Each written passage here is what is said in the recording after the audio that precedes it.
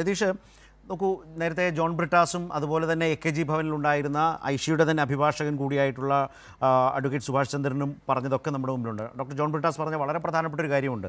Delhi police വളരെ കാൽക്കുലേറ്റഡായി വളരെ കൃത്യമായ നിർദ്ദേശങ്ങളുടെ അടിസ്ഥാനത്തിൽ അവിടേക്ക് വന്ന ആ ഉദ്യോഗസ്ഥർ വന്ന സമയം അവിടെ CPM-ൻ്റെ ജനറൽ സെക്രട്ടറി ആയിട്ടുള്ള MA ബേബി ഇല്ല, മറ്റ് പ്രധാനപ്പെട്ട നേതാക്കളോ മറ്റാരും അവിടെ ഉണ്ടായിരുന്നില്ല. ഐഷി ഘോഷ് എന്ന SFIയുടെ അഖിലേന്ത്യാ ജോയിൻറ്റ് സെക്രട്ടറി അവിടെയുണ്ട്. അവരാണ് ഈ ജന്തർ മന്ദർ സമരത്തിൻ്റെ നേതൃനിരയിലുണ്ടായിരുന്ന വളരെ സുപ്രധാനമായിട്ടുള്ള ദീപ് കെയ്ക്കൊക്കെ ഒപ്പം ഉണ്ടായിരുന്ന ഒരു പ്രധാനപ്പെട്ട നേതാവ്. അതിൻ്റെ ആ സമരത്തിൻ്റെ വിജയശില്പികളിൽ ഒരാൾ കൂടിയാണ്. അതിൻ്റെ വലിയ അസ്വസ്ഥത ദില്ലി പോലീസിനേക്കാൾ ഉപരി കേന്ദ്ര സർക്കാരിനുണ്ട്. അതിൻ്റെ ടൂളായി നിൽക്കുന്ന ദില്ലി പോലീസിന് സ്വാഭാവികമായി അവരെ എടുക്കണം. ബ്രിട്ടാസ് പറഞ്ഞൊരു വാചകം ശ്രദ്ധിച്ചു നോക്കൂ. ഒന്നുകിൽ അവരെ ഇന്ന് കസ്റ്റഡിയിലെടുത്ത് തീഹാർ ജയിലിലേക്ക് മാറ്റണം, ഇല്ലെങ്കിൽ കസ്റ്റഡിയിലേക്ക് മാറ്റണം. രാജ്യം ഉറ്റുനോക്കുന്ന ഒരു വിദ്യാർത്ഥി നേതാവിനെ അതിലൂടെ ദില്ലി പോലീസ് ഏത് നിലയിൽ കൈകാര്യം ചെയ്യാനാണ് ലക്ഷ്യം വെച്ചത് എന്നത് ആലോചിക്കുമ്പോൾ തന്നെ വല്ലാത്ത ഭീതിപ്പെടുത്തുന്ന ഒരു അവസ്ഥ, ഒരു ഗൂഢനീക്കം അതിനകത്തുണ്ടായിരുന്നില്ലേ? ആ സമയത്ത് അവിടെ ജോൺ ബ്രിട്ടാസ് എന്ന പാർലമെൻ്റ് അംഗം എത്തിയില്ലായിരുന്നു എങ്കിൽ എന്നതുകൂടി ഒന്ന് ആലോചിച്ച് നോക്കിയാലോ?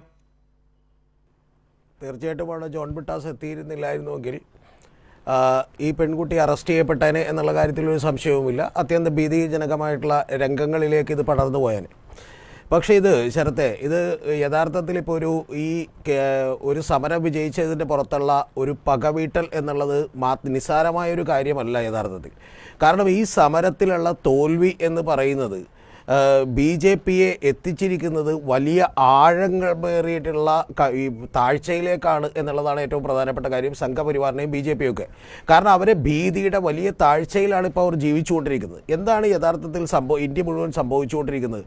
ഇന്ത്യയിൽ ഇന്ന് തുഗ്ലക്കിൻ്റെ എഡിറ്ററും അതുപോലെ പഴയ RBIയുടെ ഡയറക്ടറുമായിട്ടുള്ള സ്വാമിനാഥൻ ഗുരുമൂർത്തി അടക്കം, അല്ലെങ്കിൽ ഇങ്ങോട്ട് കേരളത്തിലേക്ക് വരുമ്പോൾ ഈ പറയുന്ന ഒരു പഴയ RSSൻ്റെ സൈദ്ധാന്തികരടക്കം ഞാനായിരുന്നെങ്കിൽ വെടിവെച്ച് കൊന്നേനെ എന്നൊക്കെ പറയുന്ന ലെവലിലുള്ള വലിയ രീതിയിൽ മോദിയും അതുപോലെ BJPയും ഒക്കെ ഈ സമരത്തിന് കീഴടങ്ങിയിരിക്കുന്നു എന്ന വലിയൊരു നറേറ്റീവ് യഥാർത്ഥത്തിൽ അവരുടെ തന്നെ അണികളിലുണ്ട് എന്നുള്ളത് ഒരു വാസ്തവമായിട്ടുള്ള ഒരു കാര്യമാണ്.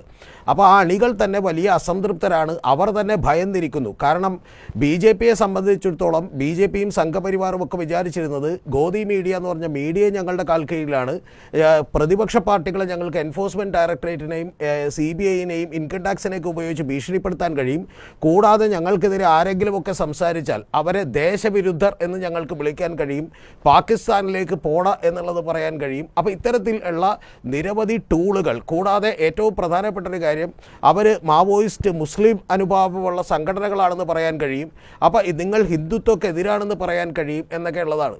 അപ്പോൾ ഇത്തരത്തിലുള്ള എല്ലാവിധ ആയുധങ്ങളെയും യഥാർത്ഥത്തിൽ തകർത്ത് കളഞ്ഞ ഒരു സമരമാണിത് എന്നുള്ളത് നമ്മൾ ആദ്യം തിരിച്ചറിയണം.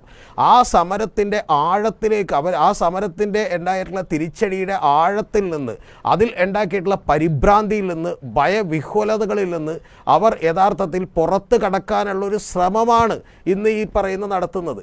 ഇത് ഇപ്പോൾ ഞാൻ വിചാരിക്കുന്നത് ഇപ്പോൾ ഇവിടെ മാത്രമല്ല, ഈ കഴിഞ്ഞ ദിവസങ്ങളിൽ ഓർഗനൈസർ അടക്കം, അല്ലെങ്കിൽ RSSൻ്റെ അടക്കം, സംഘപരിവാറിൻ്റെ അടക്കം വിവിധ നേതാക്കളുടെ, ചെറുതും വലുതുമായിട്ടുള്ള ഇടത്തരം നേതാക്കളുടെയൊക്കെ പ്രസ്താവന ഹിന്ദിയിലും അതുപോലെ ഹിന്ദി ബെൽറ്റിലൊക്കെ അവൈലബിളാണ്. നമ്മൾ എടുത്തു നോക്കിയാൽ ഞെട്ടിപ്പോകുന്നൊരു കാര്യം, ഈ കുട്ടികളെയൊക്കെ ഒരു പാഠം പഠിപ്പിക്കണമെന്നുള്ളതാണ് അവർ പറഞ്ഞുകൊണ്ടിരിക്കുന്നത്. ഇത് ചെയ്തില്ലെങ്കിൽ സാധാരണ ഇപ്പോൾ ഒരു ഗുണ്ടാ സംഘങ്ങൾക്കൊക്കെ പറ്റുന്നൊരു കാര്യം നമുക്കറിയാമല്ലോ. ആ ഗുണ്ടാ സംഘങ്ങളുടെ തലവന് ഒരു ഭയം പറ്റിയിരിക്കുന്നു, അല്ലെങ്കിൽ ഒരു അടി പറ്റിയിരിക്കുന്നു എന്ന് പറഞ്ഞാൽ ബാക്കിയുള്ള താഴേക്കുള്ള ഗുണ്ടകൾ കൂടി ഭയവിഹ്വലരാകുന്നത് സ്വാഭാവികമായിട്ടുള്ളൊരു കാര്യമാണ്. അപ്പോൾ അതേപോലെ തന്നെ ഇവിടെ എന്ത് ചെയ്തിരിക്കുന്നു, ഈ പറയുന്ന ആളുകൾ മുഴുവൻ ഭയത്തിലായിരിക്കുന്നു. ഇത് യഥാർത്ഥത്തിൽ ഇപ്പം ഗോദി മീഡിയ മാത്രമല്ല, നാളെ ഗവൺമെൻറ് ഉദ്യോഗസ്ഥർ പോലും ഞങ്ങൾ പറഞ്ഞാൽ കേൾക്കില്ലേ എന്ന് പറയുന്നൊരു ഭയം ഇവർക്ക് വന്നിരിക്കുന്നു.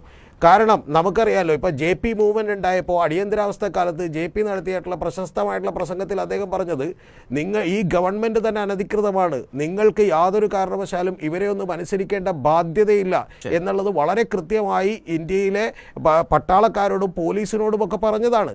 അപ്പോൾ അത്തരത്തിൽ നാളെ ഈ പല അധികാരങ്ങളുമൊക്കെ തന്നെ പതുക്കെ തങ്ങളെ കൈവിട്ടുകൊണ്ടിരിക്കുന്നു. അതും ആരുടെ മുമ്പിലാണ് കൈവിട്ടു പോയത്? യഥാർത്ഥത്തിൽ ഇന്ത്യയിലെ പ്രതിപക്ഷ പാർട്ടികളെ എല്ലാം മെരുക്കിയെടുക്കുക നേടിയെടുക്കാൻ അവർക്ക് കഴിഞ്ഞപ്പോഴും ഐസ പോലെയുള്ള SFI പോലെയുള്ള ഇടതുപക്ഷം പോലെയുള്ള സംഘടനകളുടെ പിന്തുണയോടുകൂടി CJP എന്ന് പറയുന്ന ഒരു പുതിയ പ്രസ്ഥാനം വരികയും ആ പ്രസ്ഥാനത്തിൻ്റെ മുമ്പിൽ ഞങ്ങളെല്ലാം നഷ്ടപ്പെട്ടവരായി തീർന്നിരിക്കുന്നു, ഞങ്ങളുടെ എല്ലാ ആയുധങ്ങളും നിഷ്പ്രഭമായിരിക്കുന്നു എന്ന് പറയുന്ന അങ്ങേയറ്റത്തെ ഭയമാണ്. ആ ഭയത്തിൽ നിന്ന് മോചനം നേടാൻ വേണ്ടി യഥാർത്ഥത്തിൽ ഇത്തരത്തിലുള്ള ചില നടപടികൾക്ക് അവർ ശ്രമിച്ചുകൊണ്ടേയിരിക്കുകയാണ്. ഇത് തുടക്കം മാത്രമാണെന്ന് ഞാൻ വിചാരിക്കുന്നു. ഇനിയും ഇത്തരത്തിലുള്ള നടപടികൾ ഉണ്ടായിക്കൊണ്ടിരിക്കും. കാരണം ഇപ്പോൾ ജന്തർ മന്ദറിലെ പ്രക്ഷോഭത്തിനെതിരെ ഞങ്ങൾ കേസെടുക്കില്ല എന്ന് പറയുമ്പോൾ ഒന്ന് ആലോചിച്ച് നോക്കും. ഇപ്പം തന്നെ ഈ 2021 ചാർജ് ചെയ്ത കേസിൽ ഇപ്പോൾ ഇവിടെ സുഭാഷ് ചന്ദ്രൻ തന്നെ വളരെ കൃത്യമായി പറഞ്ഞു കഴിഞ്ഞു. മാക്സിമം വന്ന 3 മാസത്തേക്ക് എന്ത് ചെയ്യാൻ പോകുന്നൊരു കാര്യമാണ്. ഇനി പ്രേക്ഷകർക്ക് മനസ്സിലാകാൻ ഞാൻ കൃത്യമായിട്ടൊരു കാര്യം കൂടി പറയാം. യഥാർത്ഥത്തിൽ ഒരു പോലീസ് ഉദ്യോഗസ്ഥൻ യൂണിഫോം ധരിച്ചില്ലെങ്കിൽ പോലും കുഴപ്പമില്ല. പക്ഷേ അങ്ങനെ യൂണിഫോം ധരിക്കാത്ത അവസരങ്ങളിൽ വളരെ കൃത്യമായി തങ്ങളുടെ ID കാർഡ് മറ്റുള്ള ആളുകൾ കാണുന്ന രീതിയിൽ ഡിസ്പ്ലേ ചെയ്തിരിക്കണമെന്ന് സുപ്രീം കോടതിയുടെ നിർദ്ദേശമുണ്ട്. കൂടാതെ ഇത്തരത്തിൽ ഒരു വാറണ്ട് അത് ഇഷ്യൂ ചെയ്തിട്ടുണ്ടെങ്കിൽ അത് റീകോൾ ചെയ്യാൻ ഞാൻ അറിഞ്ഞില്ല എന്ന് പറഞ്ഞൊരു പെറ്റീഷൻ കൊടുത്താൽ അത് റീകോൾ ചെയ്യാവുന്ന ചെറിയ കാര്യമേ ഉള്ളൂ. പക്ഷേ അത്തരം കാര്യങ്ങളിൽ പോലും ഒരു പിടിവള്ളിയാക്കിക്കൊണ്ട് ഞങ്ങളുമൊക്കെ തിരിച്ചിവർക്കെതിരെ ചെയ്തു, നമ്മൾ പരിപൂർണമായും കീഴടങ്ങിയിട്ടില്ല സംഘപരിവാർ സുഹൃത്തുക്കളെ എന്ന് തൊണ്ടം അണികളോട് പറഞ്ഞ് പിടിച്ചു നിൽക്കാനുള്ള ഒരു വിഫല ശ്രമമാണ് യഥാർത്ഥത്തിൽ ഇന്ന് ജോൺ ബ്രിട്ടാസൊക്കെ തകർത്ത് കളഞ്ഞത്. ഇപ്പോൾ ഒന്നുകൂടി നാണം കെട്ടിരിക്കുന്നു. ഇനി വീണ്ടും അവർ ഇത്തരത്തിലുള്ള പല പരിശ്രമങ്ങളുമായിട്ട് മുന്നോട്ടിറങ്ങും.